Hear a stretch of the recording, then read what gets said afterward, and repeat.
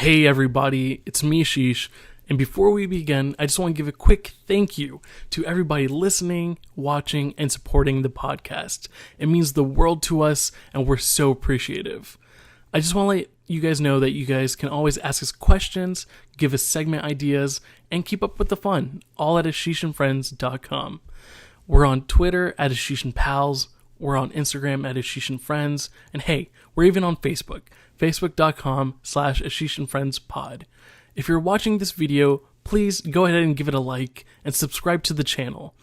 All that following and liking and subscribing will help us grow and keep going, so we appreciate it so much.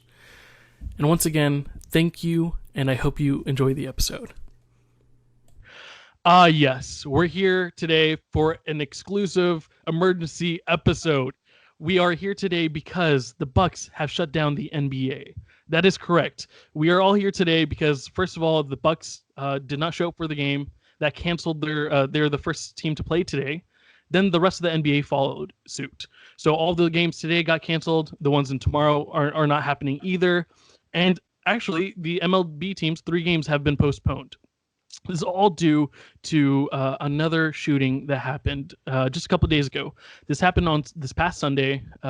We had Jacob Blake being shot in the back 7 times by 3 police officers.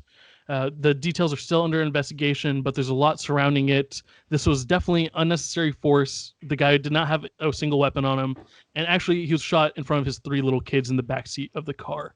So this has been a huge discussion. A lot of people are feeling tons of ways, and we're actually finally seeing like a big stance being taken in the sports world. So that's why we're here today. I just want to see how you guys are. Obviously, I have a lot of feelings too. We'll come back to those, but I just want to see how you guys are feeling, and what are your thoughts on this? It's hard to digest this because we've always been going through this, not only for this Black Lives Movement that started for the past couple of years, but this has been an ongoing systemic issue for decades and centuries. And the fact that we already had a big movement and there's still these events going on is really disheartening. And I think it shows that there really needs to be some type of change, and what's happening still isn't enough. And when it starts to propagate into the protests also becoming deadly, then what are we doing? And I, hearing what Doc Rivers said, that it hit me.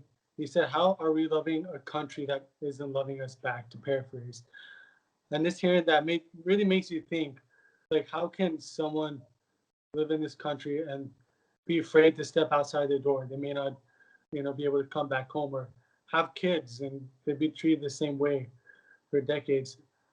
That's terrible. That's tough to live in, and really, the systemicness of this and the issues that's been created, there has to be a change, or it's going to continue like that. Yes, most definitely. And obviously, this happened Sunday, just 3 days ago. It's been circulating more in the past 24 or 30 hours.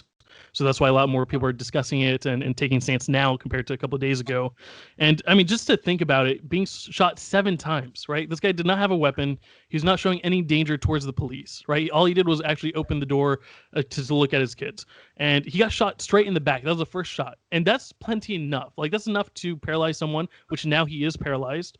Hopefully he does survive this, but we don't know.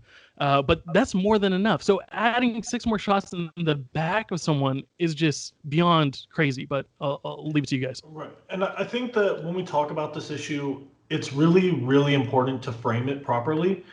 And this is kind of a problem that I have as someone who likes to engage in Facebook and Twitter debates quite frequently, is that a lot of people will often bring a lot of what about this into the conversation. And I just want to say, what's at stake here isn't, we're not like me personally, I don't dispute that the police officer might have felt threatened. I don't dispute that this may have been a dangerous situation, that he may have been able to reach in and grab a gun. Like, none of that is up for the debate. The debate is the excessive use of force.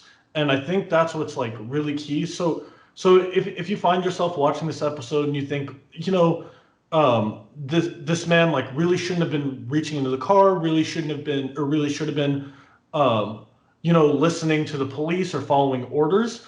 That's not what's that's not what's up for debate. And we'll I'm sure get into a little bit of those discussions as well. But what really bothers me is the fact that one, the police used, like you said, 7 shots, right? One would have been plenty enough if it's necessary at all, right? And I debate that it is, considering they have pepper spray and tasers on them. And two, they let him walk all the way to the car without doing anything, right? If you were really feeling threatened to the point where like, oh man, this guy is going to walk into the car and grab a gun, to me, the most natural response is don't let him get to the car. And maybe I'm wrong on that. Maybe there's some information I don't know. But and it's not like he particularly was walking fast. Like I made the joke that like he was walking like in a video game where the like controller is broken and you can't push it up all the way. Like he was literally just walking slowly. Like there was no like frantic movement or anything. This was a very calm walk. So to me, there was plenty of moments to de-escalate the situation, and that's where the conversation to me is really interesting. The excessive use of force. Yeah, and one thing to note, and not everything's confirmed yet, right? We don't have every bit of information that we need at this point, but from what we've heard, the cops were called because of a domestic disturbance that reportedly Jacob Blake was trying to separate. That it was two people who were there at that house, that he had been there and was trying to separate that domestic disturbance, right? So he was not in any way an aggressor in this situation. Additionally, there was no talk of weapons on the call, right? Like, granted, if you're a cop, you obviously have to know that there's a domestic disturbance. It's always a concern that there might be weapons, but there was no specific reason for them to believe that. The other thing, too, is that apparently he had been tased right before that, right? So he had been tased, and that's part of why he was walking kind of weird, was because he had just been tased. He was trying to get out of there. He was trying to walk away. He was like, this is not my fucking job, right? Like, I am not here because of this. Why did I bother trying to intervene here, basically? And obviously then you throw on top of that, right? I think that one thing I really want to mention is that there has been a lot of talk about Jacob Blake's past, right? About what he may or may not have done, right? But here's the deal, is that we live in a country with due process. We live in a country where we have a justice system, and obviously the justice system certainly doesn't do its job always as well as we want it to, but we have a process for doing these things, right? If Jacob Blake has done things, we put him into the system, we spit out a sentence, and then he has to go and serve it, right? And that was not in question, right? And there was also talk that there was an outstanding warrant for him, right? Reasonable, right? Reasonable for the cops to potentially get involved, but we have no reason at this point to believe that they knew about the warrant. We have no reason at this point to believe that they had identified him in any way, right? Because that typically doesn't happen in a situation like this. Usually the cops come first, and then they want you to identify yourself, right? And also, the discussion might have been over him not wanting to identify himself, which still, at that point, does not justify deadly force. And like you said, when these people go to the car, and really in this box, I don't want to get too bogged down into one case, of course, but when you go to the car, right, I understand perhaps like the thought process that like, okay, you have to be careful if you're the cop because you don't know, does he have a weapon in there? Is he going to turn around and start shooting, right? Like, that is a real consideration for sure. But your job, literally your job, is to handle that situation and de-escalate it, right? Like, Ashish, your job is accounting. That's like you being like, I just don't like tax forms, right? Like, hey, guess what? It's a big part of your fucking job. And if you can't handle that, you shouldn't be a fucking accountant, right? That's like Ryan, if you're addicted to painkillers, probably shouldn't be a pharmacist, right? Like, these are things that are basic parts of these jobs. And if you aren't able to do that, and on top of that, if you then escalate it to the point where you are, again, shooting somebody in the back 7 times, which shooting someone in the back should never happen by cops, ever, right? Ever, ever, ever. I know that obviously a couple of years ago there was the case of Walter Scott in South Carolina where he was literally running away and the cop just shot at him from a distance, right? That should never ever happen. There's no point where shooting at someone's back means that they were the aggressor. But through all of this, it is your job to handle these situations, to not get carried away, to not lose yourself in this, to not be scared. Like, I hear so much about how cops talk about how they were scared about what might happen to them, right? Well, again, that's part of the job. It is not part of the job of somebody just going about their day to have to be worried what's going to happen to me. Yeah. And I think that that's something that often gets lost when we talk about these cases. And one thing you had mentioned that I do want to talk about is that, like I said, his guilt or innocence in the situation. Like, if you want to say he's guilty of not listening to the police, and that is a crime from what I understand, not listening to the police. If you want to say he's guilty of that, in our Sixth Amendment, it says that we have the right to a trial, right? And that right, assuming he does pass, would have been taken away from him, right? And obviously, more than that, even if he's paralyzed for the rest of his life, that's not a good outcome, right? Like, no one's saying that. But like the Sixth Amendment says we have the right to a trial, and in this way, a cop is basically issuing a death sentence. Right. And right. We can't. The issue is we have to let the justice system do their trials, right? Take to the court, see what happens. We can't be taking it in our own hands, and that's a big issue. We talked about the shooting in the back. The officer that first shot him was right next to him, like right behind him as well. Grabbing his shirt. So that shot, like, is definitely very powerful enough to do whatever you need to do, which was unnecessary as well. Adding more bullets, way too much. Ryan touched on the Doc Rivers speech, and you should definitely check that out if you have not. It's something that Shahan talked about. It's kind of the fear, right? He's talking about how there's people, like a lot of people of one party or police officers talking about fear from black people, right? But Doc Rivers is like, no, we're the ones who are always fearing every single day, right? Like, we're the ones having to tell our kids this is what could happen if you get pulled over by a police officer, right? So that kind of narrative about the fear is what black people have to deal with, like, on a daily basis. And this is a huge thing that we need to talk about because, the stance that the sports world is taking, right? This hasn't happened. It's only happened once in the NBA before. It was in 1961, 50 years ago, when Bill Russell and a few other Celtics sat out during an exhibition game. So, first of all, that's amazing that's happening now again. But the second thing is, things haven't changed as much, right? In 50 years. That's the shocking part that we need to be thinking about. Like, someone sat 50 years ago to try to make a change, and we still haven't made that change yet. Yeah, and I think I wanted to jump in on that because actually I was talking with some other people yesterday, and I was like, honestly, I just kind of feel like if the Bucks were to boycott, right, or if any team were to boycott, or if the NBA were to boycott, I was kind of like, that would be incredible. That would be quite a statement.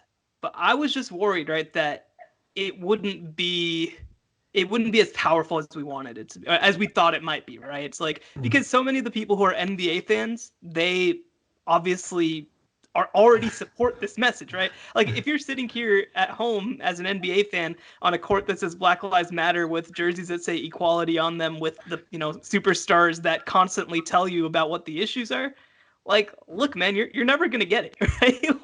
Like at this point, you're never going to get it. But I think that in a lot of ways, actually, all the credit to the Bucks for doing it. I think that the thing that's really blown me away by this is the Bucks, first of all, being the team that does. Now, they're the team in Wisconsin. It makes sense. But for them being the team to do it, and then on top of that, to see the MLB team start to do it too, right? I think that, to me, this all starts from the NBA. This all starts from the Bucks. They deserve all the credit. But, like, the MLB having 3 games canceled because of it, 6 teams follow it, to me, that's as big of a statement as, one, the power of the NBA, the power of Giannis, the power of the Bucks, and 2, that says so much about the state of kind of where people and athletes are at when it comes to these issues, right? Like, again, I kind of thought going in, I was like, man, I'm just worried that we're going to have this talk and then it's going to end up just like the people who are going to be impacted by this are the players who are not going to get paid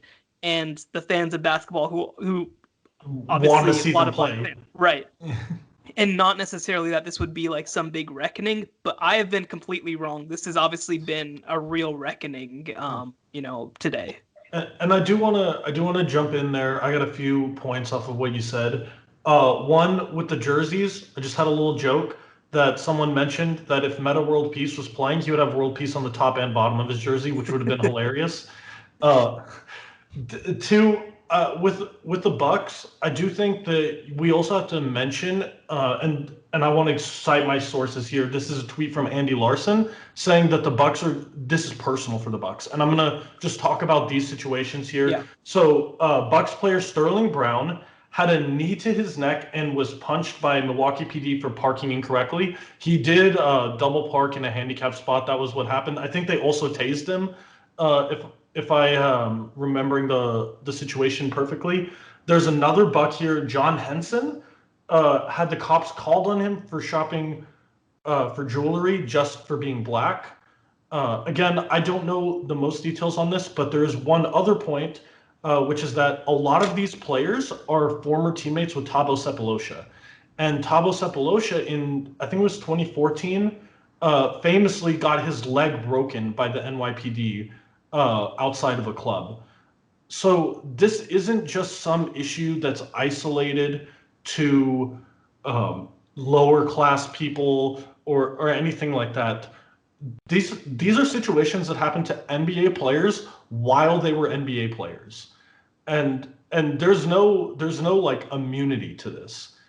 And one thing that you hear a lot is like, oh, these are, some of the richest and most famous people in the world, right? It's like, why are you complaining, LeBron? Look at how big your house is, right? Like, but there was another case, right, where that Mo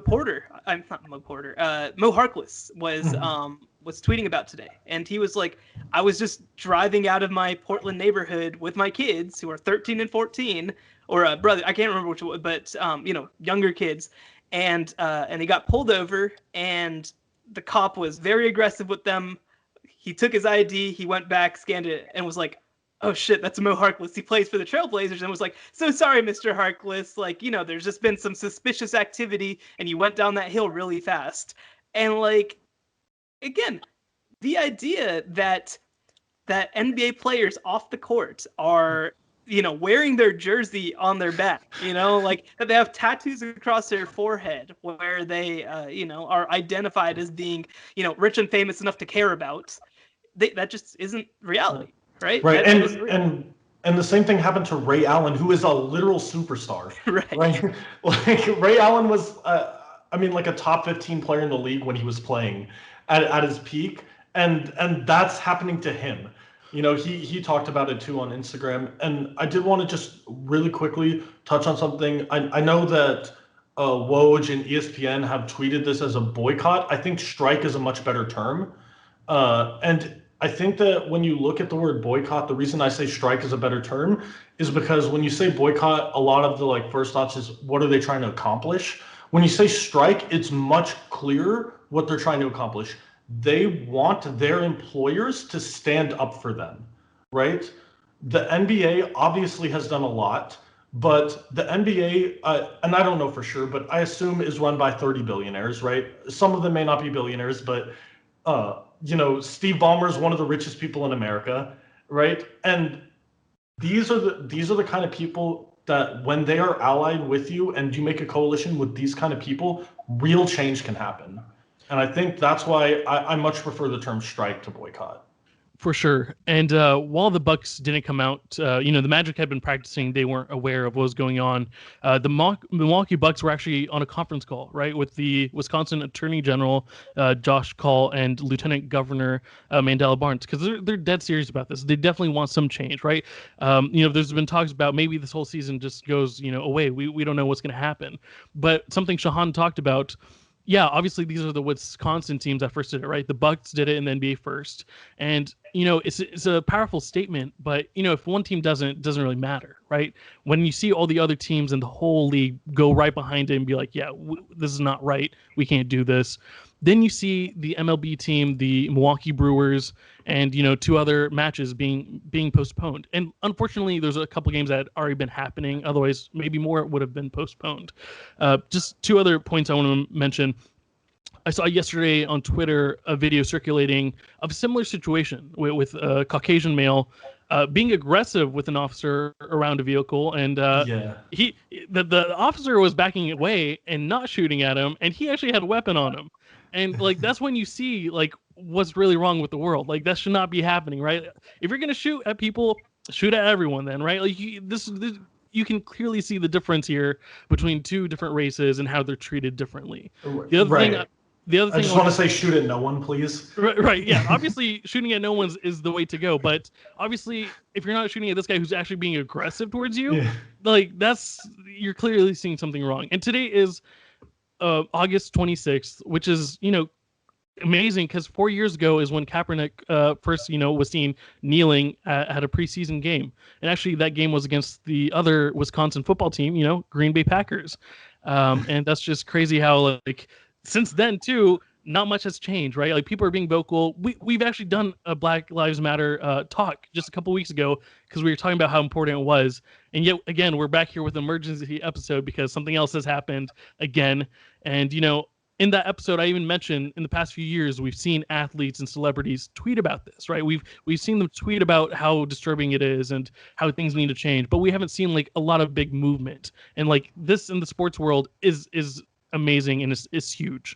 And I think that one of the things that you really have to say about this is that it has reached a point where these players, and I think that actually this is the thing that is most powerful about it, is that we have reached a point where these players say, we are literally going to try every avenue available to us, right? Like that's the power of it. Because for me, I was curious, to some extent, like, what exactly are we going to try to accomplish specifically through it, right? Like, what are we going to ask for in return? How are we going to gauge success, right? That's always a tough thing, right?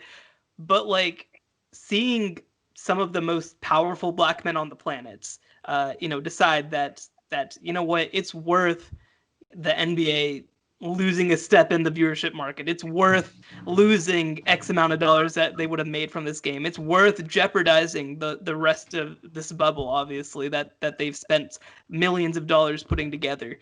Like the idea that they're going out there and saying, every bit of this is worth it to us. We know the consequences. We know the costs. We know how it's going to affect us financially. We know how it's going to affect us socially with certain people, obviously, not being very happy about this, and still going out there and doing that. I think that in so many ways, that's the most powerful statement that they made. Right. And this goes like right into what LeBron tweeted, right? And I love this tweet because it was so succinct. He just says, fuck this. We demand change. Sick of it. Like that sums it up, right? They are using every single avenue they can because they are sick and tired of it and they demand change. And when Ashish mentioned that police video of the Caucasian male, I had also seen that video. I did want to mention another video I saw, and it's on my Twitter if you guys want to follow or watch it. It was of police officers in Britain, and a man was swinging a machete actively at police officers. They were able to surround him, disarm him, and arrest him with no one getting hurt. And this man was actively swinging a machete at multiple police officers. Yeah, and this happened in the UK, right? In the UK. They're trying to show the difference between how people handled 2 different situations, right? Like in the UK, they're they could have done whatever to the guy, right? He was actually swinging at them with the machete. I happened to see it because you posted it in one of the groups. But anything else on that? Sorry. Yeah, and not only that, they sent him to a hospital. They didn't send him to jail, right? And that kind of goes to show you when people ask like what do you want? What do you want the officers to do? That's the standard that I want to hold officers to. And a lot of people may say, "Oh, that's not achievable. In the US, like we have more guns, we have more this. It may not be achievable." Look, I've been told by a lot of the same people that America is the greatest country on the planet. If we can't achieve this, then we're clearly not the greatest country on the planet. I don't understand, right? Like I personally think, look, we have so much wealth. We are the wealthiest country in the history of the world, right? We can fix these problems. If we really wanted to, we can fix these problems. And this is a problem I think that can be fixed relatively quickly compared to some of the other ones, right? America has a lot of problems. Every country has a lot of problems. But this is one that we can fix and we can do better on pretty quickly. Yeah, and for me, I think that one thing that's started to come out of this obviously is the defund the police movement, right? And look, I'll be perfectly honest, right? Like am very big into political messaging. I'm very big into policy, right? I don't think that I don't know whether defund the police is a slogan that's going to win the hearts and minds of Americans, right? But the ideas behind it, I think, are actually very good. And at the core of it is we have so many. Actually, let me start over. We have so many jobs that police are asked to do that they are not trained to do, right? So think of all the reasons that somebody might call 911, because even if it's medical, even if it's fire, like police usually come as well. We call 911 if somebody has a health emergency. We call 911 if our house is robbed. We call 911 if we're attacked or if there's an imminent danger to us. We call 911 if somebody's having a mental episode. We call 911 if there's a domestic disturbance. And out of all of those things, right, the only thing that you really need somebody with a gun is perhaps somebody physically attacking you, right? And there are four other instances, and there's so many other types of instances. I mean, that's just off the top of my head, right? But there's so many other types of instances where we're calling somebody, where sending an armed prison guard to come and deal with somebody is not the best thing to do, right? And one thing that I point to a lot is the Stanford prison experiment, right? The Stanford prison experiment, if you haven't heard of it before, read up on it a little bit. But the gist of it is that they took two groups of totally normal people, right? And students, I believe, made half of them arbitrarily guards, half of them arbitrarily prisoners. And within days and weeks, we started to see that they devolved into the guards abusing the people, right? And because they were being treated as criminals, obviously. And so I think that one thing that we don't think about enough is when we go out into the world, we teach our cops to treat citizens like they are, against them, as if they're opponents, as if they're criminals.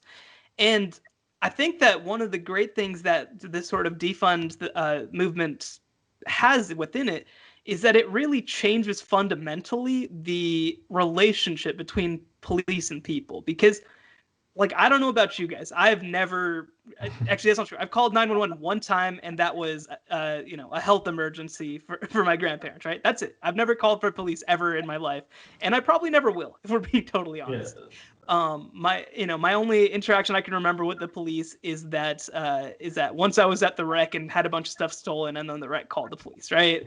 And they didn't do shit about it, obviously. But like, what we should be asking for, right, is like, look, when I have a family member who has a drug overdose, I shouldn't have an armed guard, an armed prison guard come and deal with it. When when somebody in my house is having a mental health emergency, I shouldn't have to worry that me calling the police on them could lead to them dying, right? That's just completely unthinkable. And look, I think that actually Alexandria Ocasio-Cortez had a fantastic post about it, right?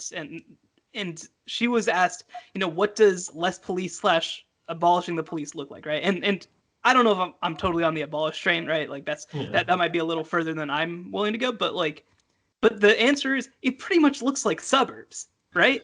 Because in our day-to-day life in Coppell, right, like there weren't cops everywhere, like to deal with us for doing minor things wrong. Like they were all traffic cops, right? Like there was that shit, but like nobody was like randomly harassing us. No, people didn't really get arrested in Coppell. Like that just didn't really happen. We could live most of our lives without having to really think about police existing, and that's a reality that largely should be true for everybody. And that does take some extra steps. It does take addressing the war on drugs, for example. That's a huge part of the reason why police still exist in the way that they do. But look, I mean, this is the time now where we need to come together and we need to think about what we want police to look like. And we need to figure out, what are we training them? How are we telling them to act towards people? How do we make it so that their relationship with people aren't adversarial? And look, again, if a lot of the time when police respond to issues, they're not armed, there isn't a threat of deadly force, I think that drastically and dramatically changes the way that the police interact with us. And I think that's something that we really need to think hard about. And I did want to hop. Uh, Sorry, you can go ahead, Ryan. the bottom line when I think of police officers or police station and those services, there's someone to protect us and someone to keep us safe. And right now, that doesn't feel that way when we think of police officers. And as Sean's saying, that needs to be changed. Whatever has to be done, and there shouldn't be a first instinct of I need a weapon to solve this problem. That should never come up. The first instinct should be how can I solve this problem, neutralize, because the terms are neutralize the situation. It isn't kill someone, it isn't hurt someone, it's neutralize it in the best and safest way possible. And I think that needs to be resolved. And another point I wanted to make is that it's interesting that I bring up the strike of the NBA. I remember initially when they were deciding to do the NBA bubble, a lot of players were actually not wanting to go because they felt that they would be isolated and not able to help with the ongoing Black Lives Matter. And we can tell that they're not able. And I think that was a big reason. And you can tell that they're very inspired and they really want to help this situation. And then the last point I wanted to make is I think the bottom line and the only way that the best way, it's not the only way, the best way that this situation I think can be better and resolved is everybody needs to be fighting for this, regardless of your background, your nationality, your race, your color. If every race, color, background, nationality gets behind this movement, the power of that, just like you said, MLB, NBA, NFL, all these different organizations, all these different people backing it, regardless of background, will have such a big synergistic effect. I think that will overwhelm and a change will be made. But if we don't have everybody together and there's gaps, it'll be hard. We need all the voices together.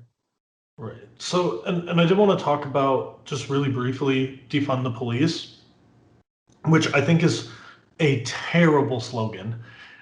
Obviously, I think that it does express what it's trying to do. However, it brings a second connotation in. And I just want to, and I'm going to mention this example because I tend to I like to listen to and talk to people in my lives who have different opinions. So I was talking to one of my friend's dads. He's an older gentleman, and I asked him, "What do you think we can do to solve the problem?" Right? And about violence in the inner cities was the topic. And I'm just going to read to you what he told me, right? He said, politicians have designed it so it's either turn to crime or live on welfare. Instead, we should educate, give them more options, trade schools, job placements, free birth control, low interest rates on small business loans for minorities. And as I'm reading this, I tell him, this is what defund the police is. This is what the movement is on. Take some of the money that's allocated to the police and give them to other services to help people. If more money goes into education, less money needs to go into crime prevention. Right. And, one thing, not to make this about education, but, I think that when we look at the way that we fund cities and the way that we fund municipalities, tying local property taxes into our schools might be one of the most insane ways that we do things in America, right? Because what ends up happening is that, of course, in a neighborhood where property value is low, they're going to have less funding. They pay less property tax.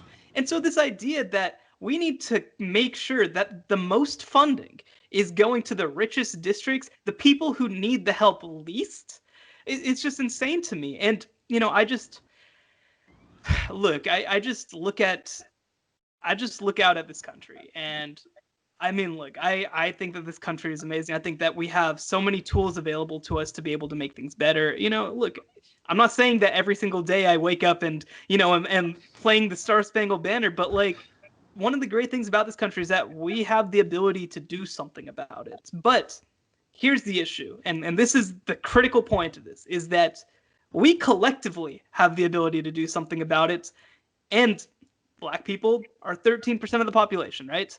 Black people are not 51% of the population. The idea that they can go and, their individual efforts will be enough to pull the entire group out of poverty is asinine, right? That's idiotic. That's not how this works. The entire system from 1619 onwards was built to have a stratified class structure, right? Based on race. And so now I think that what it takes, like Ryan mentioned, is it takes people like us, South Asians, who are not stakeholders in in Black lives by finances or by direct ties. It takes people like us saying it's unacceptable to us the thing that we do to Black lives in this country. It takes people who are Hispanic. It takes people who are Asian, East Asian. But then on top of that, it takes people who are white. It takes people who are white, the most powerful people in this country by far. It takes people who are white standing up and saying, I see something wrong with this. This isn't right. And I think that the interesting thing about the last 6 months or so is that I do feel like, especially among people who are my age and maybe sort of middle to older millennials, I really think that they're starting to get it. And I think that Gen Xers are starting to get it too, right? I think that my parents have started to engage with this issue in a way that they didn't before. And I think that that's true of a lot of the way that we've talked to a lot of our families. And that's what it takes. That's what it takes, right? It takes us going out and saying that this isn't acceptable. It takes us, obviously voting is only one small part of it, but it's an absolutely necessary part of it. It takes, going out and supporting small businesses. It takes going out and supporting protesters. It takes going out and making our voices heard and standing up to people when there's oppression happening in front of us. One thing that I actually posted about a little bit earlier today is, and this was actually before all of this happened, was, for me, every single day I try to go in and think, how am I using my work platform? And is the way that I'm using my platform helping Black lives, or is it hurting Black lives, or is it neutral, right? And to me, if it's neutral and it can be positive, then that's just as bad. So for me, I'm a sports reporter. A lot of the things that I write about, a lot of the people that I write about are obviously Black. And, for me, I think that I try every single day to make sure that when I write a story about someone, when I write a story about the games, I'm not just writing it like I just played Madden, right? Like, these aren't characters, these aren't chess pieces. These are real people with real lives who, again, like Sterling Brown, can leave the stadium and still be a big Black man. Like Thabo Sefolosha can leave the stadium and still get his leg broken by the NYPD, right? And I think that that's really one thing that I try to do, and not that I do it perfectly, but something that I try to do is I try to center, their experience as people first and foremost whenever I write articles about sports, and try to, obviously talk about how it happened within the game, but make it more about the emotions and the lives and the experiences than make it about, wow, technically they did this and this and this, and like, that's part of it. That's certainly part of it, but that's not the most important part of it. And I'm curious too, again, all of us have, really interesting jobs that we have a lot of power in. And I think that it's important that everybody, every moment of every day, try to think about, is my platform and the power that I have helping Black lives, or is it not? Right. So that's also one thing I just want to touch on briefly is, like, when we talk about the Milwaukee Bucks, obviously they're the team from Wisconsin, right? But they're also probably like the favorite from the East to make the championship. Like, they have a solid chance to win the title.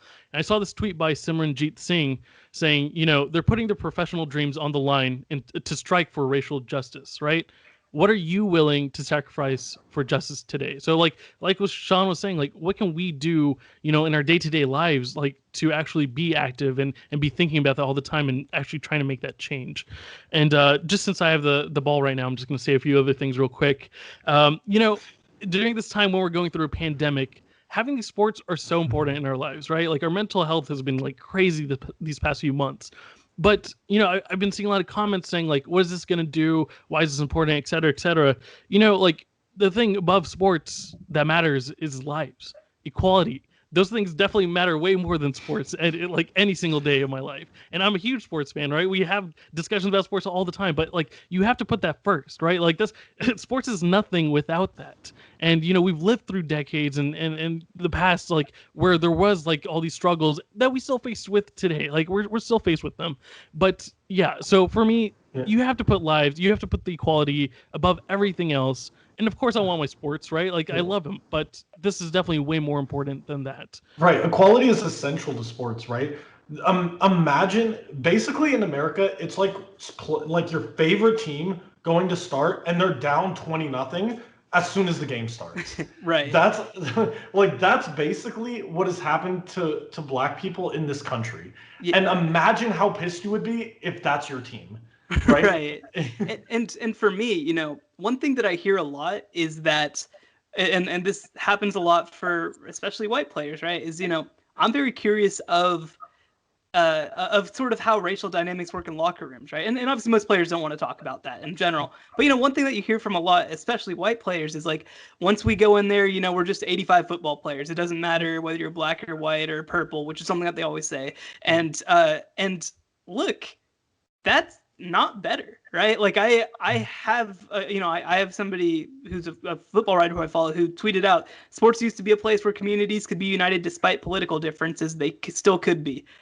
Well, like, look, this isn't like I think that the marginal tax rate should be reduced, right? Like this is like, I don't think that it matters to me. It doesn't matter to me that you have this relationship with the police, that the police aggressively police black lives in a way that they don't white lives, right? That's not really politics, right? To me, this is a political issue. Right, yeah. And actually to me, that's the thing. I try not to speak out in a partisan way on my work account, right? Because that is what it is, right? People come to me for my work account, but to not speak out on human issues, to not speak out on human rights issues, I think is a disservice. And again, like the idea that you can sit here and watch Vince Young play football and be excited by him and laud him and all this sort of stuff, and then, not care about what happens to him once he leaves the playing field, like that's disgusting to me. And that's something that will never be okay with me. And this idea that sports is a place where we need to put all that aside, I think that it can work that way in terms of like to find common ground. But the idea that we need to put aside the most basic issues of our identity to come together because, we should root for the Longhorns to win, that's not how this works. Right. Like you're talking about, like, wrong is wrong. Like we know, like when you're talking about these are humans, right? Like this is not like an issue to talk about. People should be treated equally, be respected. Like this is like the generally like thing you learn as a kid. Like I mean, how can you not understand that? And well, you're right. We look to sports as like an escape from our normal lives, which is true. But we need to appreciate that these people with such a high platform are taking the time to actually discuss just general basic things of having people live normally together as one. Like I appreciate that. Like I've talked about how I wish celebrities and athletes actually did something, right, besides tweeting. Like tweets, you get seen, but like this, they're actually taking a huge stance because they're tired of it, and we're all tired of it. And I feel like I'm just saying, like, this is not like some issue we need to debate about. We know what's wrong. This is definitely wrong. Wrong is wrong. So I mean, so it made me so happy when you said these are human beings, because again, like for the people listening, this isn't an emergency episode. We didn't really plan what we're going to talk about going in, because these are human beings, dog, is probably like my most tweeted thing. I say that to people all the time. Right? Like anytime somebody complains, like, man, look at this. I'm like, this is a human being, dog. Like this is not this is a human life. Yeah. And look, I mean, I think that one thing that makes this difficult, right, is that I think it's actually I think that we're reaching a point where I don't know whether we can say most, I don't know whether we have the polling. I don't know. I don't truly know, but I think we're reaching a critical mass of support at this point for doing something. Here's the issue, though. The actual some things that we have to do aren't easy, right? And like, again, it takes saying, hey, you know what? There might be a relative finite amount of quote unquote privilege to go around in this country. And if black people are better off, it reduces the advantage of white people, right? It does. It just does. And guess what? I think that's something that you realize. And actually, unfortunately, I will make it partisan for a second. Like, that was a key part of 2016, right? Is this idea that a group of people were like, why aren't you talking to us and only talking about us in the same way that you used to, right? You go back to 2000, 2004, all those presidential elections, everything's about fucking coal miners, everything's about, the Midwest and manufacturing, and then all of a sudden it's that, which is still happening, plus, we're going to talk to the South too, right? And we're going to talk to black voters, we're going to try to court Hispanic voters, and it's like, wait, you have other people too, and that was just unacceptable, right? And that's the hard part, is that, you know what? I think that it's kind of funny because for us, the four of us are used to not being talked to politically, and we're relatively okay with that. But I understand it is difficult to not all of a sudden be the most important people in America, and the only important people, I guess, would be the better way to say it. And again, it means that we have to change our priorities. It means we have to, again, look at defunding police and allocating other resources somewhere else. It means we have to invest in education. It means that we have to guarantee every American the right to vote. These are not easy things. So I understand why they can be difficult for people, but it's something that if we're really serious about doing something about it, if we really believe there's an issue, it's time. We have to do it. The changes really have to go deep into the system to really have an effect. I feel like Shahan saying, it's not going to be easy. I feel like this is going to have to be ripped down to the foundation and start to build up again from there, because of how deep rooted it is. And like Ashish said, and like Dev said, and like Shahan said, we're all humans. At the end of the day, when a police officer comes to investigate something, or you apply to a job, or you're getting your pay raise, it shouldn't be defined by the color of your skin or the gender you are. That shouldn't be even a part of the equation. We're humans. We should start that equal 0-0 score when we start anything. And the fact that some started at 20-0 deficit before, that's not acceptable in any platform, or anything you do is not acceptable. And I think that's why this issue is really deep rooted, and really the change has to really be really deep and really foundational. Yeah, and 20-0 might be underselling it. Yeah, I agree. Right. And, like I said, today's August 26th. Today's actually like Women's Equality Day, and the hashtag trending on Twitter is equality can't wait. And like, come on, guys, like, there's so many battles we have to fight, and we need to do something about it, right? Women's equality, race, it doesn't matter. Like I said, wrong is wrong. We should treat people equally, and we need to make a change, like being vocal about it, educating other people. Like Sean said, it's one thing to say it's wrong for sure. The second thing is we have to act upon it, right? Just saying it, just tweeting it doesn't make too much of a difference. We actually have to be out there educating people and taking action and doing what we can. And just another thing I want to mention is, a lot of people have been, okay, so last night there was protests around the country about this. And actually in Wisconsin, there's a shooting. There's a 17-year-old white male from like Chicago or some part of Illinois with a submachine gun. And he ended up killing 2 people, and I think another one was hurt. And the police chief had a statement today, which was really appalling to me.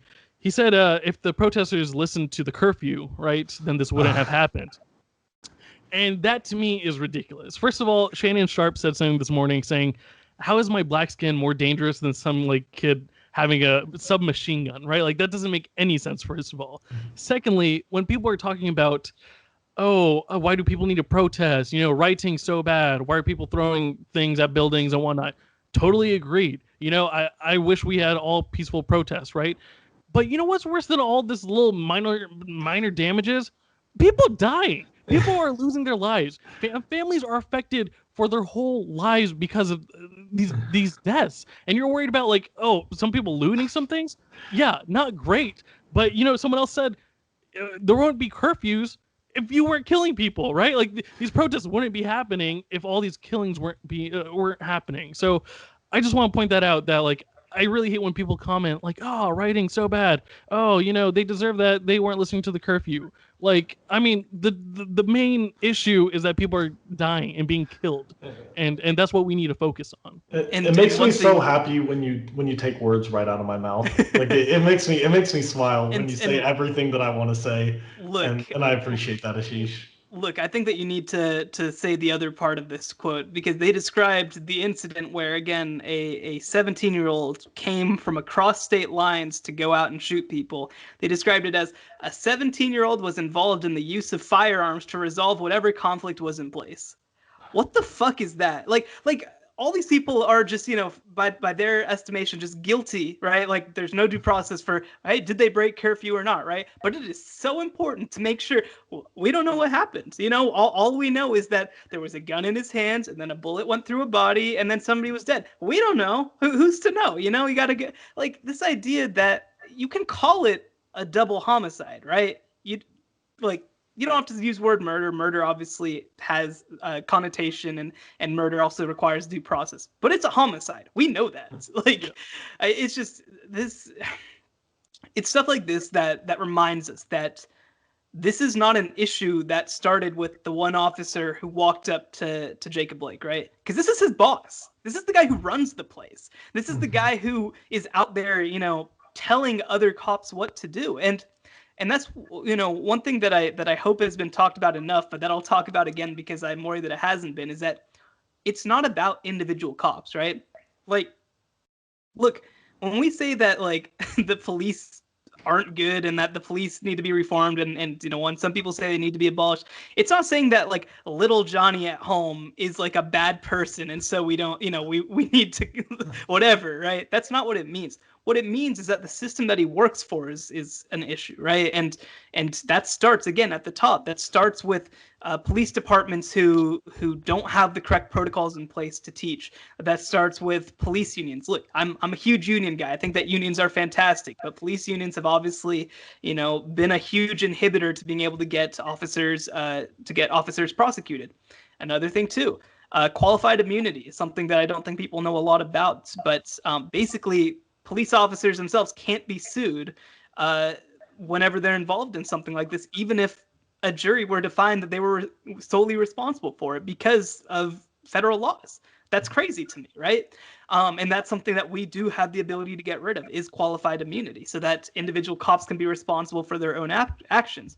And the other thing too is that I don't know if I've heard it put better than this, right?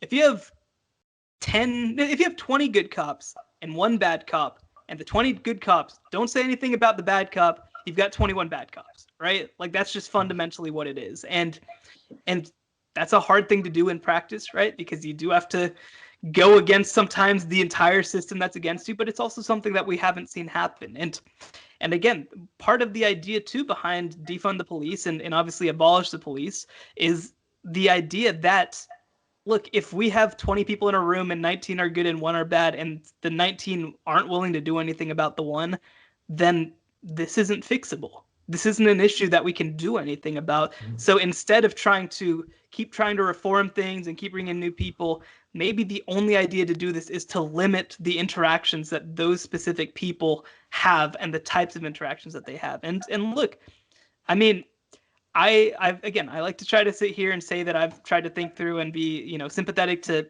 every group, to every side of this. Like, I do want to think of this from the cop's perspective. I do want to think of this from the police chief's perspective. I want to be sympathetic because even though they won't do that for us, right? But at the end of the day, look, if the fundamental issue is that no matter how many reforms we put into place, our interaction with police doesn't change, then maybe we need to change how much we interact with the police. Well said.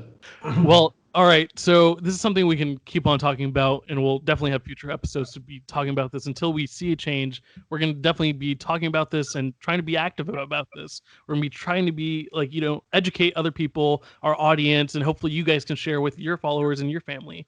But I'm glad we all got together for this emergency episode. I think this was really important. Is all weighing heavy on us.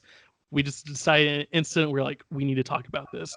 So thank you guys so much for tuning in. And thank you guys for joining me and doing this. This is, I think, powerful stuff. that we need more of in our communities. But once again, thanks again for tuning in. Hit us up if you want to. We can talk about this any time of day. And until next time, see ya.